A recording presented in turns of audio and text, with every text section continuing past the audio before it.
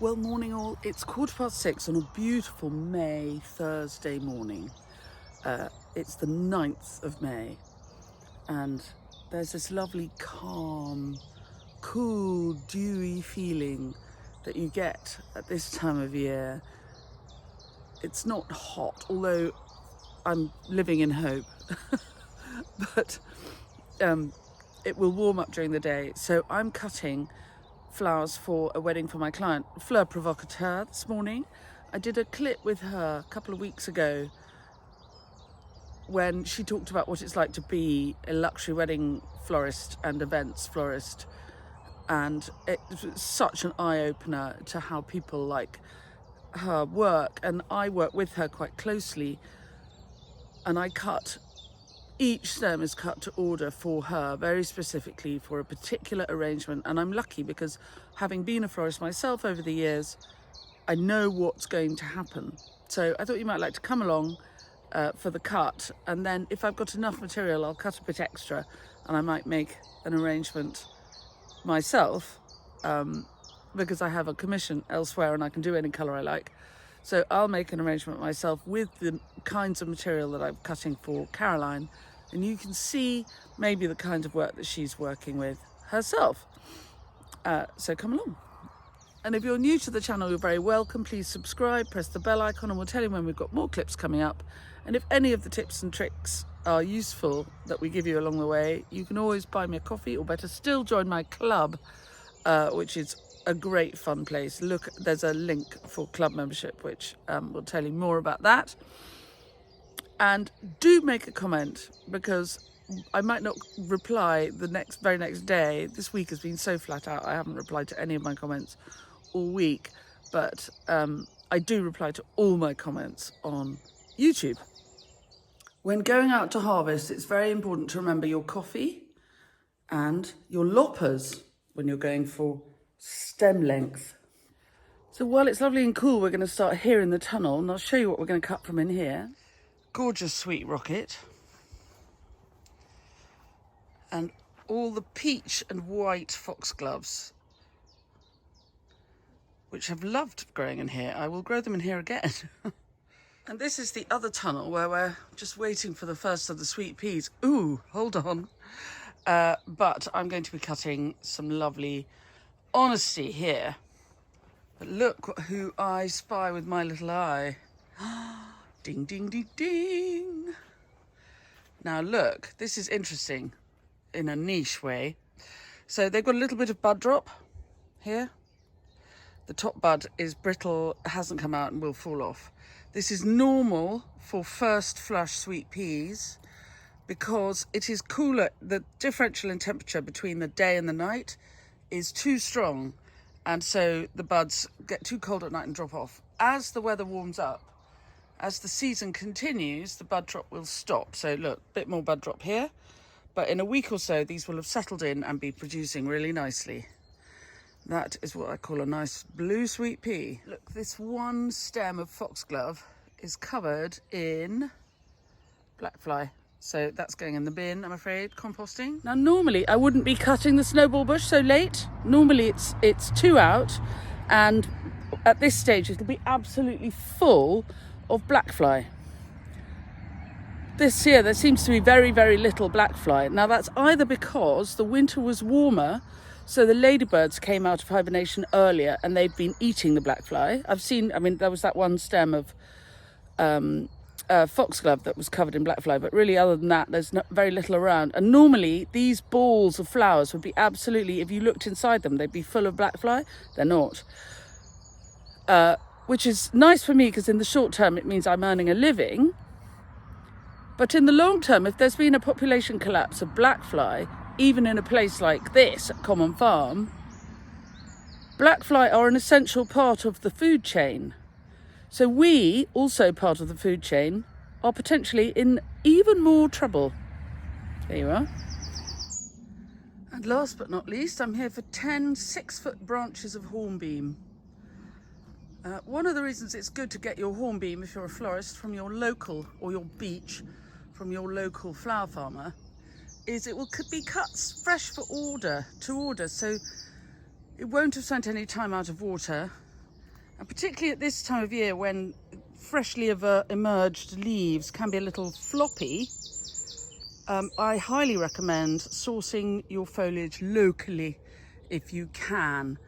And if you can find someone like me who's happy to cut branches that are 6 foot long, they won't come cheap, because imagine one has planted these trees 20 years ago and has given them sucker for 20 years or more and looked after them. So 6 foot of hornbeam or beech, just because it comes from your local flower farmer, will not necessarily be a cheap run. So there's a bucket I've cut of like material, which I'm going to make an arrangement with. Obviously there's the hornbeam I've cut, leaning at an angle, resting on the bay tree outside the door. I'm going to take all this in now because the sun is about to pop over the roof of the studio and land on everything. So I've kept it all out here because it's cool. It's now about 9:30. No, it's not, it's about 8:30. And there are now these ranunculus. You might go, oh, how come your client isn't having the ranunculus? Wrong pink, too sugary, but really very lovely. So my client, Caroline, will have had a lot of lovely British grown ranunculus from other growers whose crops are ahead of mine and a better colour.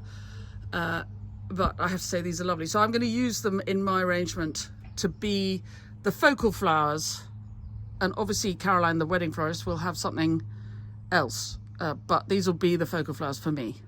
If you've been handling plant material, particularly things like the foxgloves are poisonous.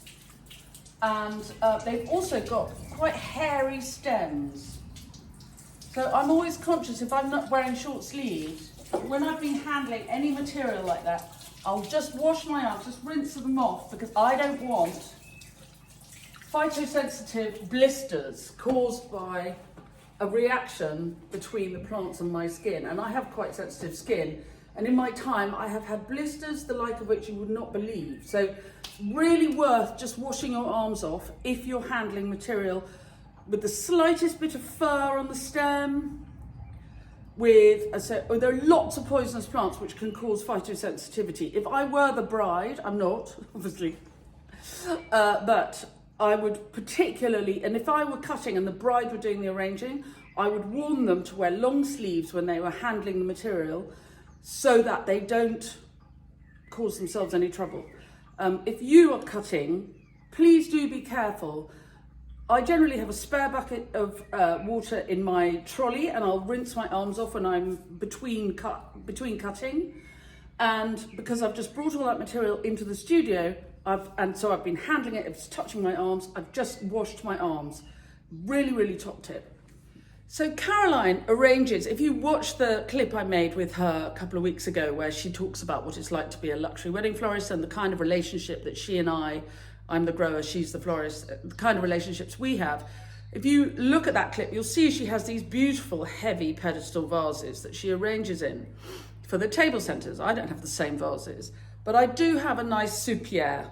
So I'm going to make an arrangement, and of course it won't be the same, but it'll give you an idea of the kind of thing that will be for Caroline's table centers. Of course, I'm making a piece for my client, which needs to fill the drawing room at number 1 Bruton. So it'll be bigger, heavier, taller than a table centre. Table centres can't be too high. Ideally, they're elbow to fist height, because otherwise people can't see each other across the table.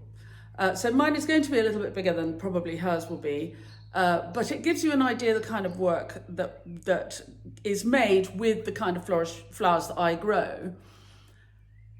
I have got coming up a pedestal demo, a big urn demo. I've got some cutting and conditioning demos.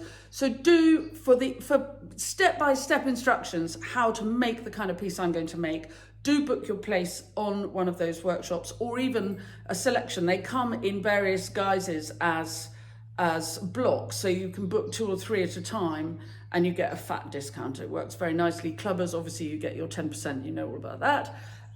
So on we go. I'm going to just make this arrangement for you. So I'm going to put it on the Whizzy Whizzy. We'll have some nice music, diddly diddly dee. So please don't at me and say, but I want to see all the gory detail. The gory detail is available in the workshop, some in the demos. You know, we need to make a living here. Sorry. Right, there we are, filling up the fleur provocateur.